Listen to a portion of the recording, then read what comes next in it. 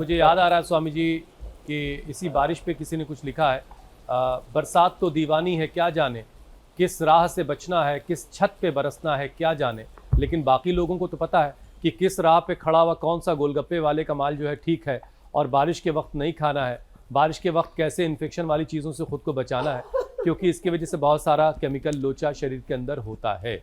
अब देखिए स्वामी जी, हेपेटाइटिस कई बार लंबे वक्त तक चुपचाप शरीर में घर बनाकर अपना पड़ा रहता है, लेकिन लगातार थकान, भूख का कम लगना, मितली का आना, पेट के दाहिने तरफ ऊपर के हिस्से में दर्द सा महसूस होना, पेशाब का रंग बदल जाना, उसका गहरा हो जाना और आंखों में पीलापन, इसके संकेत हैं, लक्षण हैं। और लोग इन लक्षणों को वक्त रहते स्वामी जी कैसे पहचाने, क्या जांच कब करवा लेनी चाहिए, और स्वामी जी हल्की स्ट्रेचिंग के साथ जरा सा बचाव के पूरे तरीके लोगों को बताइए। चलो उठे लेना। तो देखो, एक तो ये पावर योग वाला सेशन तो रोज करवाते हैं, एक तो ये भुजंगासन सामान्य मध्यम या तीव्र गति से अपनी शक्ति के अनुसार ऐसे ऐसे होले होले। और देखो, जब भूख कम लगने लगे, देखो एक विचित्र बात है, हमको इतनी भूख लगती है, हम यदि मजाक नहीं कर रहे, 2 किलो 5 किलो राशन भी पेल ले तो भी हजम कर सकते। कितना? 2 3 किलो 5 किलो भी। हमने 2 किलो दही और 2 लीटर दूध पिया हुआ है एक बार में। 5 किलो तो हमारे साथ एक सदानंद था, वो खाता था, लेकिन खा के फिर दिन भर सोता रहता था, तो वो एक अलग कहानी है। लेकिन हम थोड़ा खाते हैं। कितना खाते हैं? नपातुला संतुलित आहार लेते हैं ऐसे। और फिर यदि ऐसे हो जाए तो और अच्छी बात है। जब भूख कम हो जाए, खाया पिया हजम ना हो, बहुत लोग खाते पीते तो बहुत है, हजम ही नहीं होता, खा पी करके भी ताकत नहीं है, खा पी करके भी हीमोग्लोबिन नहीं बढ़ रहा है, खा पी करके भी इम्यूनिटी कमजोर है। ये नहीं होना चाहिए। तो एक तो भूख कड़ाके की लगनी चाहिए।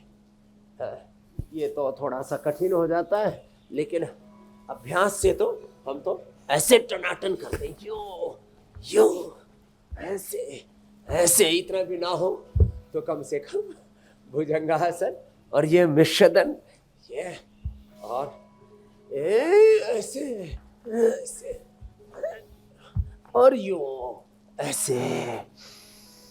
तो भूख कड़ाके की लगनी चाहिए। खाने के बाद गैस कब्ज नहीं होनी चाहिए। खाने के बाद एसिडिटी नहीं होनी चाहिए, पायस फिसर फिस्टुला नहीं होना चाहिए, हीमोग्लोबिन कम नहीं रहना चाहिए। चलो ऐसे होले होले करो, यही कर लो। कुछ तो कर रहे, कुछ तो हमारी तरफ खाली देख ही रहे। चलो ऐसे पूरा करो धीरे धीरे, तो गैस ना बने, एसिडिटी ना हो, कब्ज ना हो, कोलाइटिस ना हो। बहुतों की आंतें कमज़ोर हो जाती हैं, अंदर इन्फेक्शन बढ़ जाता है आंतों में, इरिटेबल बाउल सिंड्रोम, कोलाइटिस, आंव संग्रहणी। खाली पेट वैसे कोलोग्रिट और खाने के बाद कुटजारिश कुटज घनबटी लेने से इसकी निवृत्ति हो जाती है। घी दूध और मीठा बंद कर देते हैं हम, जिनको संग्रहणी होती है, जिनको बहुत ज़्यादा कब्ज रहती है, उनके भारी पदार्थ बंद कर देते हैं। बहुत ज़्यादा हैवी गरिष्ठ भोजन उनको नहीं लेना होता है, कब्ज वालों को चबा चबा करके। और आजकल तो अभी नाशपाती आ गए, नाशपाती, बग्गू गोसा, अनार, पपीता, सेव और आम भी अच्छा रहता है। जिनके कब्ज है उनको थोड़ी थोड़ी मात्रा में चबा चबा करके स्वाद ले करके खाएं। जितना चबा के खाएंगे कम खाया जाएगा और हजम हो जाएगा। गैस कब्ज एसिडिटी की कोई समस्या नहीं होगी। हाँ, फिर आंखें पीली पीली होने लगे तो अनार, गाजर, चुकंदर, अनार, गाजर, चुकंदर, थोड़ा सा उसमें ड्रैगन फ्रूट, और उसमें भी ड्रैगन फ्रूट आजकल बहुत अच्छी क्वालिटी के आने लग गए, हमारे यहाँ तो रेड वाला है, और वो पेट भी बढ़िया साफ करता है और हीमोग्लोबिन भी बढ़ाता है। उसमें थोड़ा सा सेव या जैसे मैंने कहा नाशपाती और मिला लें, जबरदस्त हीमोग्लोबिन बढ़ जाएगा।